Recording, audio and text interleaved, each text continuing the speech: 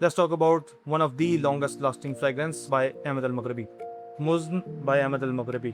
ये one of the longest lasting fragrance है, सिर्फ अहमद अल मगरबी में नहीं, ओवरऑल बहुत बहुत लॉन्ग लास्टिंग फ्रेगरेंस है और इसकी प्रोजेक्शन में भी कॉम्प्रोमाइज़ नहीं है। जो लोग मुझे कई सालों से फॉलो करते आ रहे हैं उनको पता है कि मेरा थोड़ा सा इस ब्रांड के साथ कुछ मसले रहे हैं, लेकिन मैं इस वजह से कि मुझे एक ब्रांड की स्पेसिफिक कुछ प्रोडक्ट्स पसंद नहीं है, मैं उनके अच्छे प्रोडक्ट्स के बारे में नेगेटिव नहीं बात करता। मैं कभी भी चीज़ के साथ कुछ झूठ बोल के ज़्यादती करना नहीं चाहता।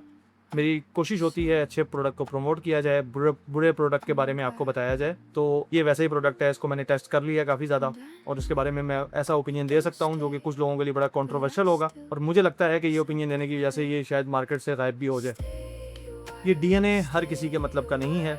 अगर आपको Tom Ford lost cherry type कोई फ्रेग्रेंस पसंद हो जिसमें आपको एक कड़वापन, स्वीटनेस, फ्रूटी एक एलिमेंट मिलता हो तो ये आपके लिए हो सकती है। ये एक अलग से डीएनए है। मैं कहूँगा ये फीमेल पे ज़्यादा सूट करता है एज़ कम्पेयर टू मेल्स। में काफ़ी एक फेमिनिन सी वाइब आती है, एक स्वीट फ्रूटी नोट्स मिलते हैं आपको और साथ में आपको एक फ्लोरल एलिमेंट मिलता है जिसकी वजह से मुझे काफ़ी हद तक फेमिनिन साइड पे पुश होती हुई फील होती है। लेकिन इसका मतलब ये नहीं है कि मैं इसको वेयर नहीं करता, मैं इसको ज़रूर वेयर करता हूँ और मुझे खुद ही अपने पे लगा के ये फील हो रहा होता है कि यार ये बड़ी प्यारी खुशबू आ रही है, कहाँ से आ रही है, किसी खातून ने लगता है अप्लाई की, यानी कि एक ऐसी फील आती है कि ये बंदे ने नहीं अप्लाई की होगी। अब इवन मैंने खुद जब वेयर की, आप इसको डायरेक्ट सूंघेंगे ना तो भी आपको एक फेमिनिन खुशबू जैसी फील देगी, लेकिन बहुत स्ट्रॉन्ग है, बहुत लॉन्ग लास्टिंग है। मैं अगर 10 परफ्यूम अप्लाई करूं तो मोस्टली ऐसा होता है कि 1-2 परफ्यूम में थोड़ी सी रह जाती हैं, तब भी ये सबसे स्ट्रॉन्ग यही होती है। बहुत से लोग कहेंगे जी अहमद अल मगरबी का बिन शेख सबसे लॉन्ग लास्टिंग है, कुछ लोग कहेंगे कि मर्ज बहुत लॉन्ग लास्टिंग है, कुछ लोग काफ को कह देते हैं, कुछ किसी और को कह देते हैं। मैं आपको बता रहा हूँ वो सारे ट्राई किए हैं, सारे पढ़े हुए हैं, उनको मैं इसके करीब नहीं रखूँगा।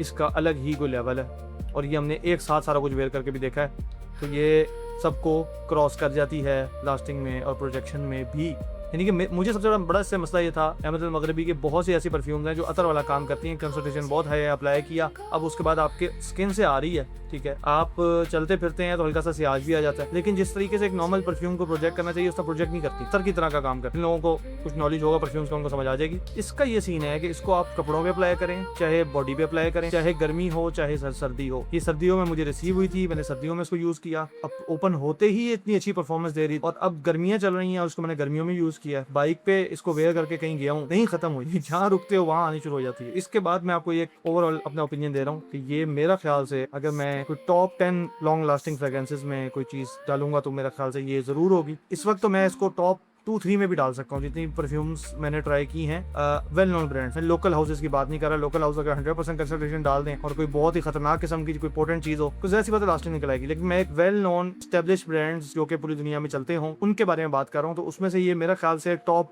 2-3 में से ज़रूर होगी इस टाइम पर। इसको लेयरिंग में आप अगर यूज़ करें ना तो ये आपको काफ़ी मिस्टीरियस सी, काफ़ी डिफरेंट सी फील देता है। आपको नहीं लगेगा कि आपने एक जेनेरिक फ्रेग्रेंस लगाई हुई, जेनेरिक फ्रेग्रेंस वैसे भी नहीं है, लेकिन मुझे लगता है कि ये सर्दियों में आप लोगों को बहुत पसंद आ सकती है। अगर आपको कहीं से मिलती है तो जरूर ट्राई करें। जब मैंने लास्ट टाइम चेक किया था तो ये तकरीबन 7,000 रुपए के आसपास थी, 7 अब शायद 8-9 के आसपास पहुंच गई होगी, लेकिन 10 से नीचे मैं रिकमेंड कर सकता हूँ। उसकी रीजन ये है कि इसमें कोई कॉम्प्रोमाइज नहीं, ना ही मुझे इसकी सेंट प्रोफाइल लगी कि कोई हल्की है, थोड़ा सा फर्क है, ओपनिंग में हार्श हल्की सी होती है, उसके बाद लास्टिंग बहुत ज्यादा है, प्रोजेक्शन बहुत अच्छी है और वो भी नहीं है, जेनेरिक फ्रेग्रेंस भी नहीं है। तो ये मेरा ख्याल से 9/10 या 9.5 आउट ऑफ 10 तो कहा जा सकता है। ये मेरी तरफ से रिकमेंडेड है बाय अहमद अल मगरबी, फजूल तरीन ब्रांड, लेकिन खुशबू अच्छी है वाली। उम्मीद है वीडियो पसंद आई होगी, लाइक करें, शेयर करें, सब्सक्राइब करें। Talk to next one, take care, अल्लाह हाफिज़।